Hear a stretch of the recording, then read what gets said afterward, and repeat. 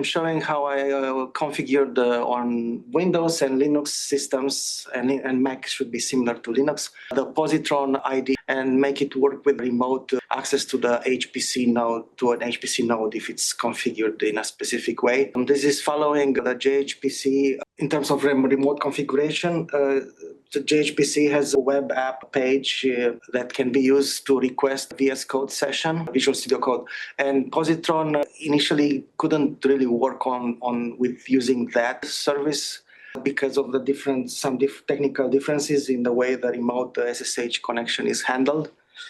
And I found some workarounds that I'm gonna describe here. And because the configuration is a little finicky, especially on Windows systems, which I know that not many of you probably are using, but I wanted to make it work on Windows too. And for that one, I showed how I set it up on my laptop and because the processes can be a little bit complex, I recorded that walkthrough as I configured for the first time, because the first time configuration it's a little hard to put all the files in place, and then should be good to go. But that process can be, and I had problems between Windows 10 and 11. Anyway, the idea is that I pre-recorded that initial configuration. So I guess for like next 10 minutes, we could watch that. And of course, we can interrupt at any time for clarifications if we have any questions. I hope we'll hear the video well here. Let's see. The first time we start Positron after install, discover the local interpreters installed on the system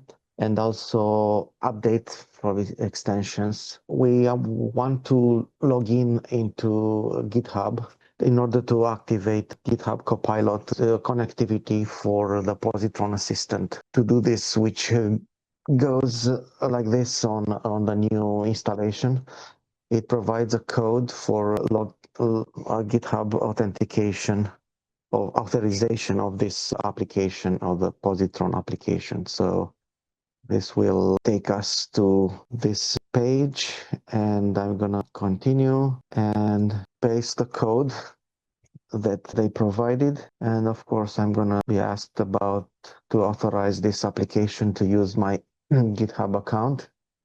And there's a two-factor authentication usually enabled to confirm my GitHub access for this setting. Once I approve this on my phone, I should be able to just return to Positron, which now shows that the GitHub account is connected. I'm going to open a local project to confirm that we can activate Positron Assistant. You can open a local code folder, and in that case, we'll see that we'll be probably asked the first time to start a session by choosing the local interpreter for this particular folder. And in this case, it's an R project. So based on the detection earlier, I can start one of the interpreters, and then I can actually select the lines we want to execute if you want to go step by step and so on. Control Enter to execute. We can activate the Positron Assistant. First time we do this, have to set up a few things to check a few boxes here. Enable for most of the various options here. Enable most of these boxes. Let's make it more interactive. We can go through these options in notebooks also.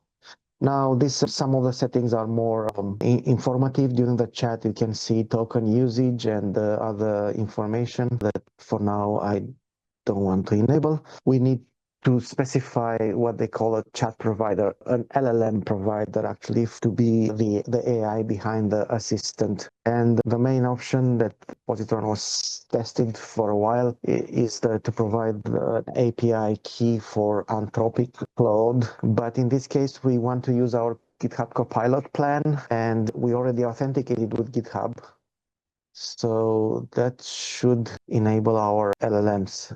We might have to restart in order to actually enable these settings. I don't know why I didn't restart automatically. The restarting and enabling the Positron Assistant, we see the LLMs that we enabled have Copilot account. By default, I found that Positron Assistant might actually show all of the LLMs available through Copilot. even though not all of them might be actually activated, enabled in the Copilot interface. In your Copilot account, you can check what models you want to enable. Be aware that Positron Assistant will actually list all of them, even though you may have not enabled them. Actually, you'll get a refusal when you use a model that is in the list here shown, but it's actually not enabled in the Copilot settings on GitHub.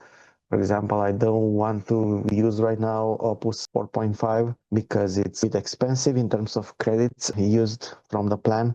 For quick testing and not using too many credits, yes, we can use some of the free models for quick testing, but I prefer to see if I have access to this, to Haiku. It seems to be actually quite powerful and very fast. Let's see if I can get a reply. What is this script doing?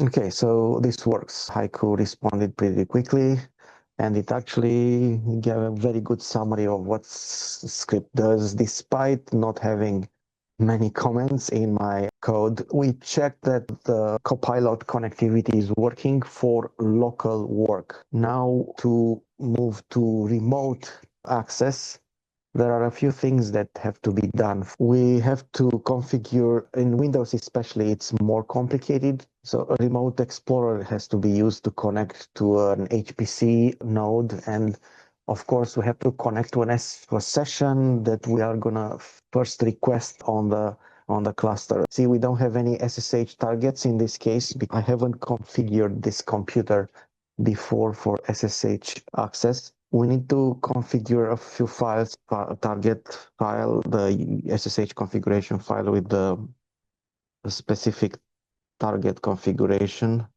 This is done by setting up this in settings. The file that I prepared, I placed in C ROG folder.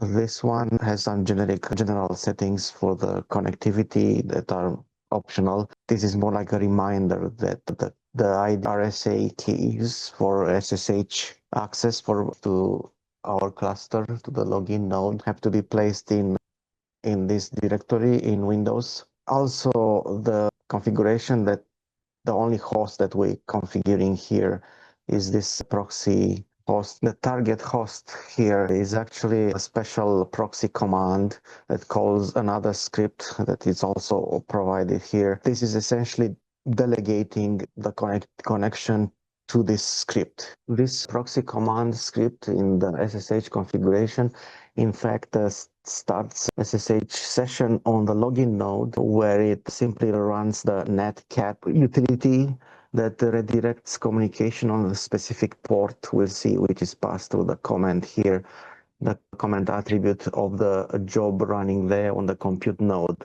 So this will establish the communication between the login node and the compute node, and that travels through SSH back to our local host here through the remote defined this way. Of course, we cannot start right now. Because we have to first allocate a job on the cluster. Now, in order to actually connect to the SSH target that we defined here, we have to first allocate a job on the cluster and have it running, because this target is essentially a compute node on the cluster, and we only use the login node to access it if it is running. So here, if I just get the terminal, and yeah, I'm just gonna log in there on the login node, and here I'm gonna schedule this job script, the Slurm script that we are submitting to the cluster for job with a specific timing and number of CPUs and memory. But it's important to have the exact same job name as the one that we use in the proxy command script. It starts by using a bit of Python, finding the first available open port for the communication that will be established, the tunnel through the login node. After that, it puts that port, actually updates one of the attributes of the job, specifically the comment, and the port is going to be stored there. This is going to be necessary for the proxy command to find what port to use for communication. The last thing that happens in this script is to start an SSH, the listening server for SSH, which is what on that specific listening on that specific port that was selected here, and that information is going to be used for communication through the login node. So this one is gonna request for a session, check the status, and it's running, starting a new session here. Now the first time when this runs on the compute node, it will have to install and download and install a Positron server on that compute node. And actually, since the home directory is shared between the nodes, that only happens the first time. So this might take a while first time. After that, there shouldn't be a problem for subsequent runs. As it finishes, this should show a screen like this where you can actually open a folder now. You are connected to the remote, to the node, compute node, and you can open a folder there that I worked on recently. And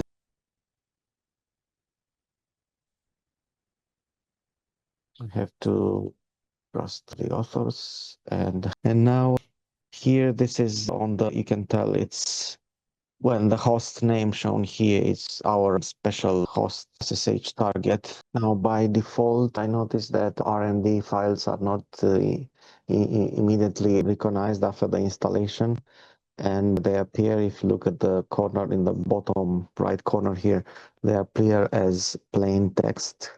And if you click here, you can actually change the file type to be recognized as a version of Quarto. That should recognize the cells and make the cells runnable, executable. The first time I installed on the remote node a Positron server, this actually Positron Assistant wouldn't really work. It would not be able to connect properly. So what I had to do was to actually disconnect, log out from GitHub, sign out, and then sign in again in order to activate the model provider on the remote. After that, it didn't happen again. Also, by default, it starts in agent mode, but especially if you are testing or asking simple questions, you don't need. Agent has the ability to make long-term, like long horizon plans, and to edit usually the code and write code. Ask is just for simple questions about the code or the context you provide, and edit is mostly simple point edits of the code. Yeah, I think that was the part that I wanted to get through in a speedier way. So I guess we can close this now and go live, in the sense that I think, I already created a session earlier in the morning to allocate this job on JHPCE. So I think this is actually one of the remote sessions. Yeah, you can see at the top if it's a SSH remote. So I connected exactly as shown earlier. So this is the same folder. So we can pick up where we left off there. And I want to show the major difference between this is very similar to VS Code, right? But using Positron versus VS Code, the major advantage that I find Positron from my point of view right now is the fact that the LLMs, the AI assistant up here is able to look at our objects in the environment. And not only that, but actually it can run a few commands to look at the data structures and answer questions about what's in memory already loaded. So basically, they used to have a data bot extension that was supposed to help with data exploration a little bit more interactively. But I realized that with the latest tools that these agents have, they can actually run commands in the console in the current session and inspect the outputs. So they can even basically do the same thing as the data bot extension that I think we showed in one of the previous videos that Positron had. We can actually directly tell us here the Positron assistant to act as a data bot. For example, I think, let's assume that we are exploring some data. I just run a cell here just to initiate, maybe run this one to load one object. This is X. And let me just load another type of spatial experiment data type object.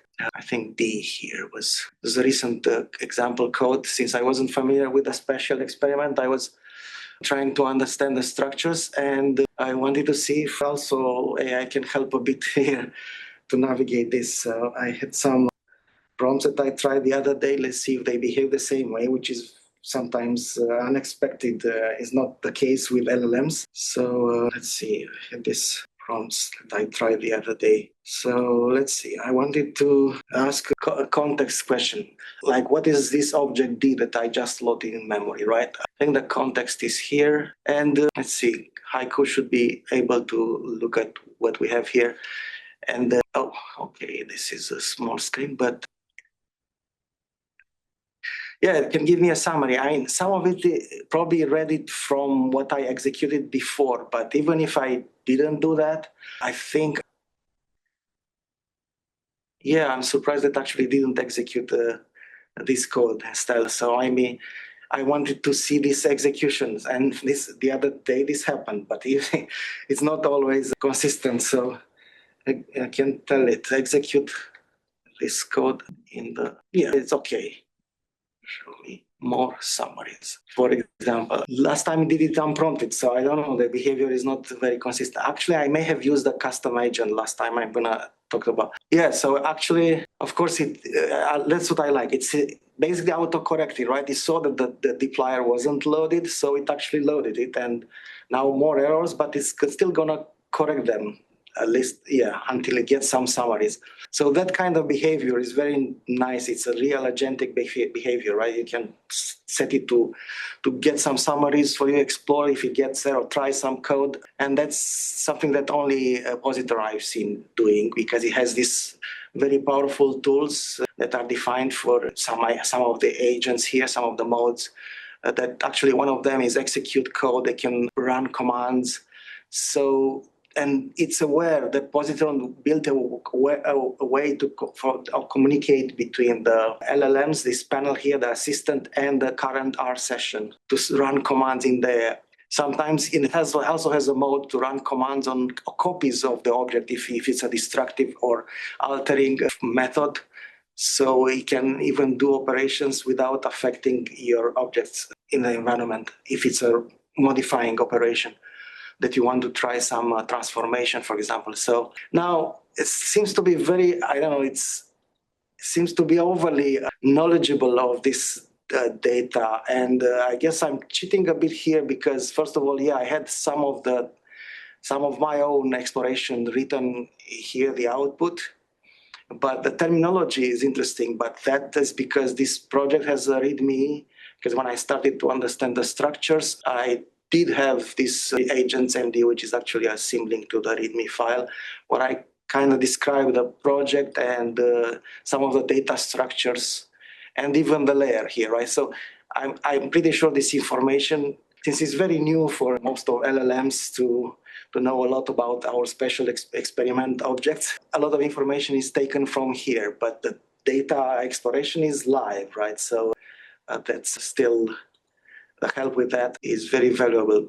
When I provided enough context, there are some observations here that could be discussed. And of course, the code that to be run should be always, you have it in the console here, in the R terminal here, so should be always checked, because they do make some silly mistakes sometimes, especially Haiku. I noticed some, it's a slightly, it's only like 1/3 in terms of compute count compared to most of the 1x models here, like Sonnet 4.5 is supposed to be a little bit stronger. And actually, I also showed, and I provide an example, you can actually add your own agents here, and they have an interactive way to detail. They show how the plan object agent is defined, which only right now, if you look at the tools, it doesn't use any file modification tools.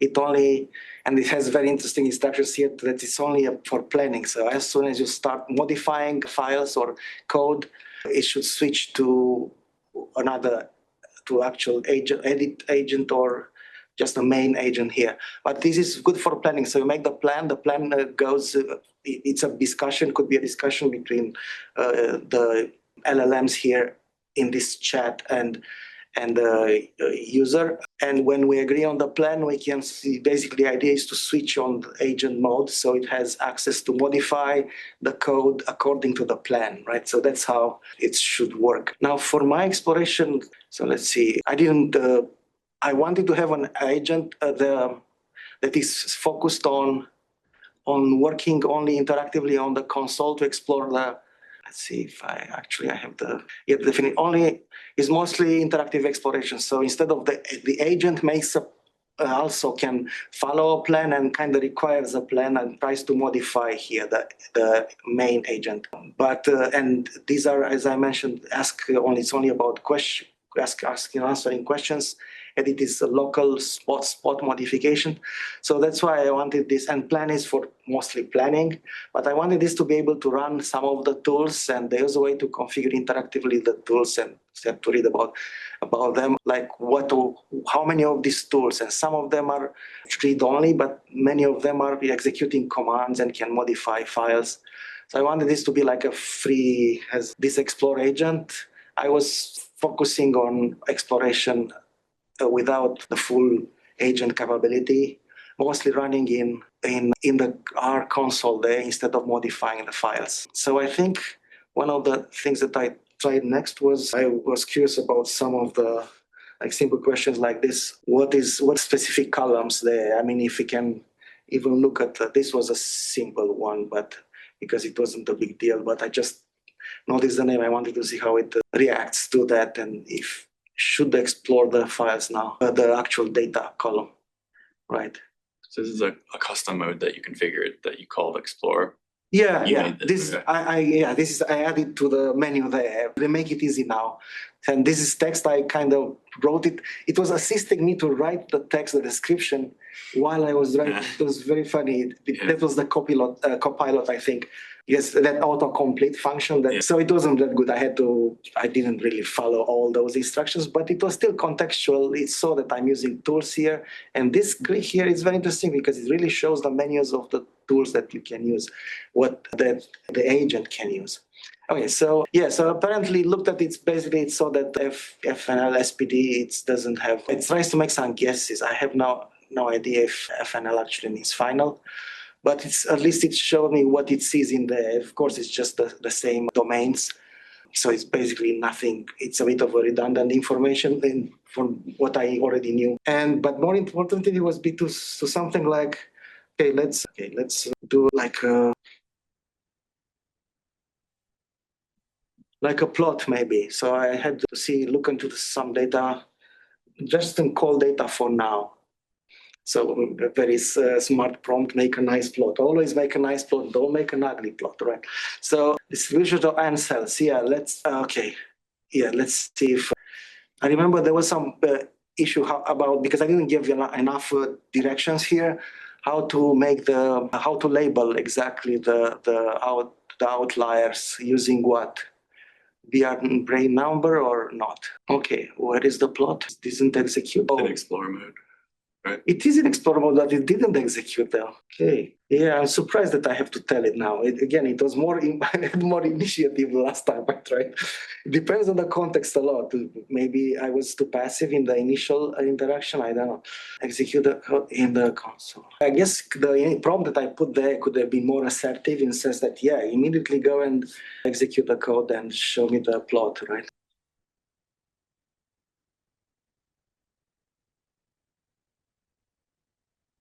Okay, it's going. Okay. Yeah, I guess that's one way. Where is the labeling? Oh, there is labeling with BR numbers actually, which is good. I don't know if I can. I think I can expand this somewhere. Open in new. What?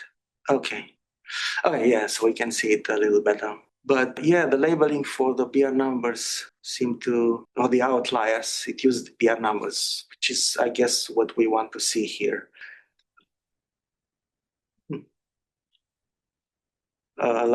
Last time I tried it, actually used some violin plots. So I don't know, it was the same combination between Explore and Sonnet. And I can actually ask for violin plots probably. Anyway, of course, it's always good to check if this makes, and I'm curious, what was the method for determining the outlier? Oh, it used the quantile, I guess, IQR, right? Yeah, 1.5 times the index coordinate. Yeah, that's interesting. So Yes, you can. Of course, we can also. This could be a dialogue, of course, with the to explain things maybe and access even the expression data. At some point, I looked at the distribution of what was that mean gene expressions versus n cells, and that I think it took some wrangling there to make it to do it properly. But that was. Yeah, I think there's a lot to play with here. And yeah, always have the code can be also, when we agree on some code, exploratory code, we can make it to put it in the, actually, let's do this now. Yeah, so I leave this on because what the idea is sometimes I notice that it's hard to copy code from here. Actually, this one works. In some cases, I couldn't properly copy the code from their own execution blocks. And of course, you can copy from the console because they are in the history here, right? But when you do a lot of explorations and it's a lot of code here, it's easier to just make, let's see, put the last chunk, plot code in maybe the last, in a new cell in the, actually I have to select the R&D here to know which one I'm talking about. Yeah, I think, yeah, now it's, but for this one, I should switch to agent because Explorer was mostly not really modifying the file the way I defined it. Agent should be able to actually put it in the file because that's another way around. It's quite efficient now at making diffs between files. You can make more complex edits. Okay. Somehow I didn't get that because when I switch this become, it's a problem with sometimes if this is italics like it was right a moment ago, it's more like advisory. It's not really used as a context. It's an advisory context, but you have to, I clicked once on it. Let's see if I can do it. See if it's like that. It's actually not, it's not really enabled. It's what they advise to use, but I don't know why they didn't follow the advice and automatically use it. I think there's an option to configure this context. So now that I hope it's clear. What? Why is still gray? I hope it used it. Oh, okay, it saw it. Okay, but it becomes gray after that instead of staying and it searched for. Yeah, sometimes it's a little clumsy the way it finds the files to modify. Now, of course, the first time we want to alter files, it asks for permission. Then, in this case, for this session, I can just allow all these changes. The idea is that I want to reproduce the exact code. I mean, it should be easy just to copy the code in a new chunk. That's the easiest edit. Actually, I don't know why it's suggested to replace this. Anyway, before we keep the changes, we can actually execute them to see what's happening with this new code. So we can undo if we don't want it. Okay, run this one. Okay, so it did refresh the plot. It's the same plot, I suppose, so we don't see really the difference, but it was a refresh happening there. But this way we have it integrated in our workflow. This was an easy edit, and I'm still not sure what was happening. Oh, I see. This was actually part of the code between the blocks, the cells, and that's a major difference between RStudio and notebooks, markdown notebooks like this in VS Code or Positron. The execution, the output of each block is, unless you render the markdown, it's never shown in the document itself. So this was added by me copying from the console. So the output of execution of these cell codes is only shown in the console in the VS Code and Positron environment. While in RStudio, I guess, I mean, I worked a lot with Markdown notebooks. So in RStudio, it was just printing also between the blocks here. So I didn't have to edit manually, but it was also dynamic. So basically I could clear this output between the cell, which is something like Jupyter notebooks also do. So I don't know why the implementation of the Markdown is a little different in Positron and VS Code. But yeah, this basically kind of, I didn't like the fact that it actually removed my text between the cells. That's what this modification does, which actually I can reject. So it's not a problem. Yeah. Oh, but I think I also undo the code. Yeah, the plot code. That's a bit still having problem. Yeah, understanding the chunks, how they use the keep and do. I have to get familiar with that. Usually editing is easier than edit these kind of blocks that delete some of my comments between the blocks. Yeah, I guess I think I could run this again, but I already do. That's strange that it told me that. So I don't see the plot code. Somehow we removed that, even though I only wanted to. Maybe I should have said keep on the lower one instead of doing that. I don't know. I'm still not familiar with the the little keep and undo blocks there. Yeah, I guess. I don't know if we are more questions and more idea or some ideas about what else we can try right now. It's 45 minutes. I would maybe open to questions, and instead of me trying to figure out how to use the keep and undo buttons. I'm still not sure about some of the technical side of it. One thing is how does it know to use conda, for example, in the console instead of the terminal? Oh, this one I loaded. So in my SSH bash RC, in bash RC, I put to load the conda R environment. Okay. And this is a session that uses that. Yeah, that's actually a little tricky. I think I had to modify, and let's look at it. I had to make it load conda even for, I'm not sure actually. Because if you use the terminal, it's not going to have access to your code. Right, the terminal is different. The way this is run is through this session. I think that proxy script that I showed, that's still triggering loading of the conda, because I didn't do anything special except for my bash RC. I don't know. Maybe I put it at the top so it loads unconditionally on the compute node. I'm not sure exactly. That's a good question about how it determines that I want to use that one, except for what I have in bash RC. Okay, I have the conda. Let's look for conda here. Well, it's hard to see now, but this is commented out. And this is actually loading. Yeah, when I detect that was transitioning from SGE to Slurm, I still left the code in there. But yeah, I'm loading that module on the compute nodes. Text, I think it's up here. So I would think that's probably what it is. Yeah, I think it realizes it.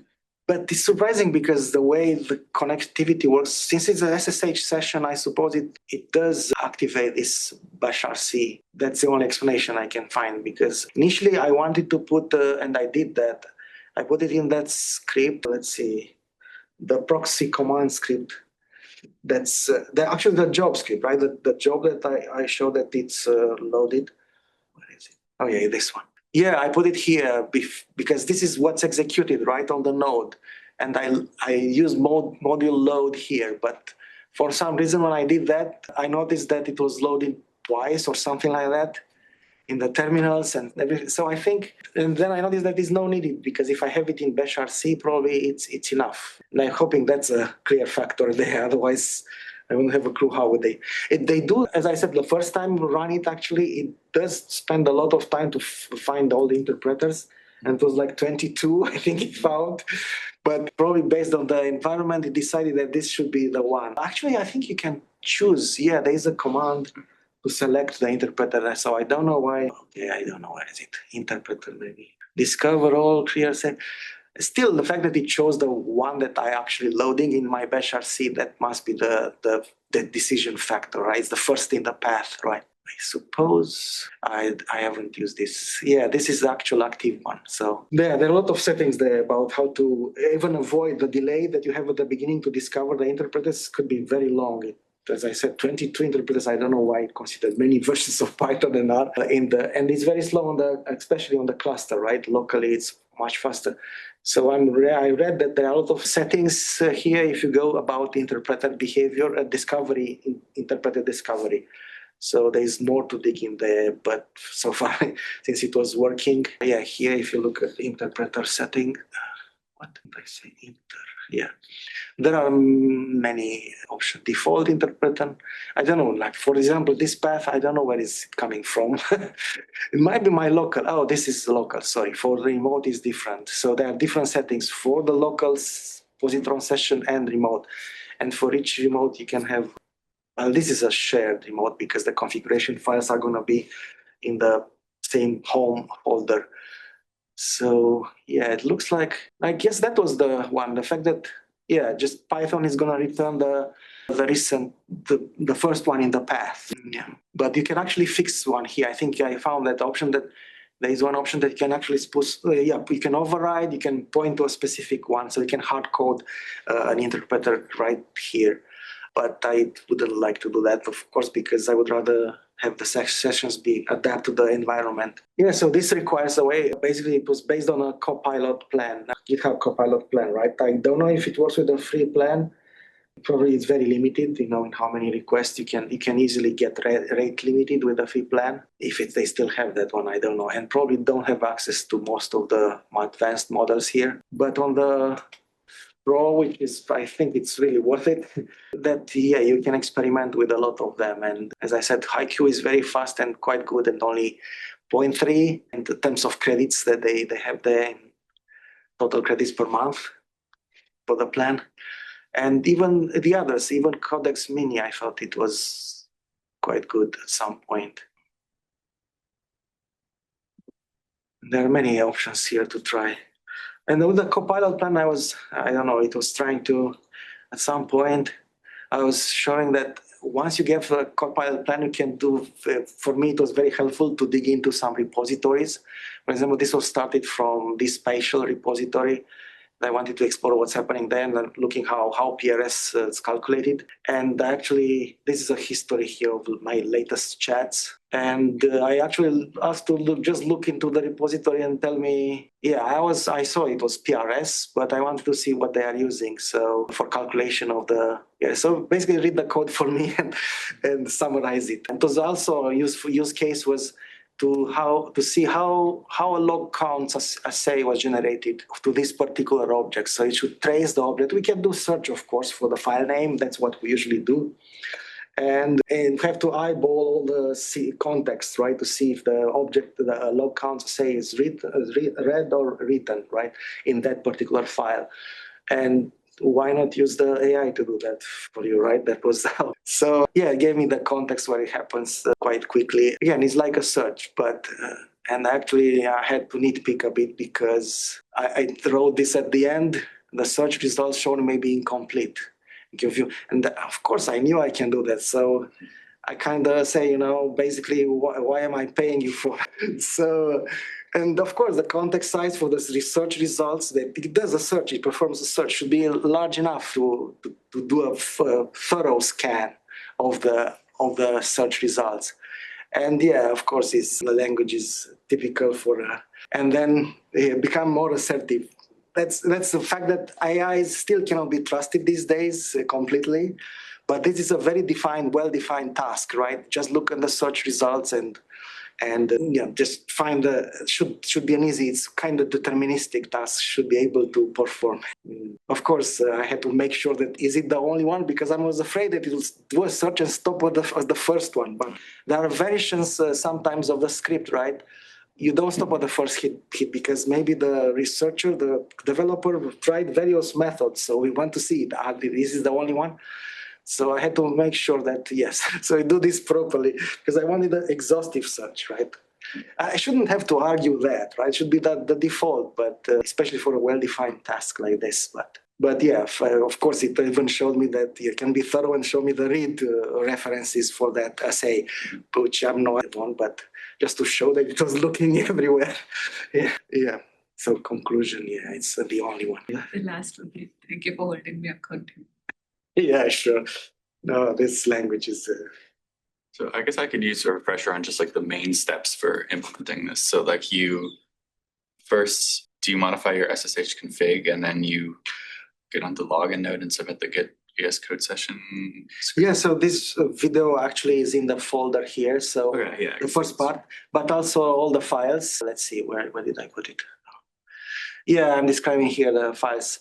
And the order, should be put these files in place. And in Linux Mac should be easier, right? Basically, the entries in SSH config should be merged into the typical .ssh config, I think. Or you can use a separate one, but this is the change for, this script, of course, it's a different, this does the same thing, or redirecting the proxy, the CMD here. On Windows, it's much more messy. But the content is slightly different. The way the proxy works on Linux, it needed an additional parameter for some reason due to the parser they use for the proxy command. It was a bit of a, I have to find out where to report the bug in their proxy command parser in the extension they use compared to Microsoft, to VS Code. They use an open source extension here for SSH remotes. That was a bit problematic. That's why I had to go through and we couldn't use the JHPCE VS Code offering directly for the sessions. We have to use this custom script. So for me, this also helps. If I use this VS Code session, it's easier to just run it as a script instead of going through the VPN. Yeah. And I thought that's to access that web apps. And this is pretty much. And that's just like from the login node, right? You just get into the login node and you submit that. Yeah, that's what I actually showed, but very quickly. Yeah, This video, it was. I was going quickly through that, but yes, the video is there, and also should be easy to follow the steps there. This is like any other script, that S-batch, right? Just I used S-batch, but it was, I think, I went very quickly through that. And there's a code the example for the Explore agent is also there. Yes. But again, you can do that interactively. But sometimes when you add the tools there, when you configure the tools, it's good to know what each one does. And I didn't know. I was kind of go quickly. It was a very recent development that you can add custom agents so easily with the interactive UI there. But yeah, this was also, as I said, I don't want to, and it's not an ad for Copilot, but I think it's very useful for some searches with it has semantic, understanding of the code there, how objects come from which code. You can do that manually too, of course. Might be actually more rigorous sometimes, as I was trying to argue here with the model. Yeah, I guess that's it. Yeah, awesome. This is like super useful. I'm gonna switch over today probably.